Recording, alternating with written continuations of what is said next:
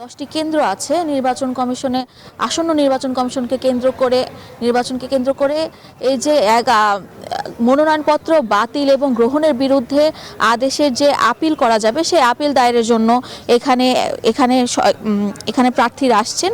এবং একটি কথা জানিয়ে রাখতে চাই যে গত 4 দিনে ইসিতে 469টি আপিল দায়ের হয়েছে, যদিও 4 জানুয়ারি পর্যন্ত 723টি মনোনয়নপত্র বাতিল করা হয়েছিল। অর্থাৎ এখন পর্যন্ত 254 জন প্রার্থী আছেন যারা এখনো নির্বাচন কমিশনে আসেননি এই বুথে আপিল দায়ের করার জন্য।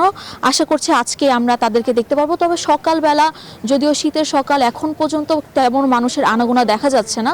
সকাল থেকে আমরা দেখছি শুধুমাত্র 2-3টি বুথ খোলা হয়েছে। কর্মচারীরা এখনো সঠিকভাবে সকলে এখনো এসে পৌঁছায়নি এবং প্রার্থীতা আমরা খুব কম দেখছি, তবুও কাজ শুরু হয়ে গেছে। এবং আরেকটি বিষয় যে গত বৃহস্পতিবার 174টি আপিল দায়ের করা হয়েছিল।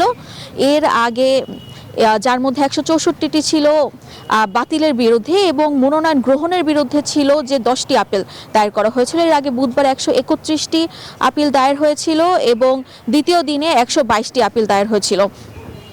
তো 122টি আপিল দায়ের হয়েছিল এবং এর পরবর্তীতে এখন পর্যন্ত আজকেই যেহেতু শেষ সময়, আজকে আমরা আশা করছি বিকেলে আরও মানুষকে দেখতে পারবো এবং এরপরে 10 থেকে 18 তারিখের মধ্যে শুনানির সময় ধার্য করা হয়েছে এবং এর মধ্যে পুরো কমিশন থাকবে এই শুনানির কাজে। প্রধান নির্বাচন কমিশনার এটা নেতৃত্ব দিবেন। এই ছিল আমার কাছে আগারগাঁও থেকে সর্বশেষ তথ্য। ফিরে যাচ্ছি স্টুডিওতে। অঙ্কুর। রোজা, আপনাকে ধন্যবাদ।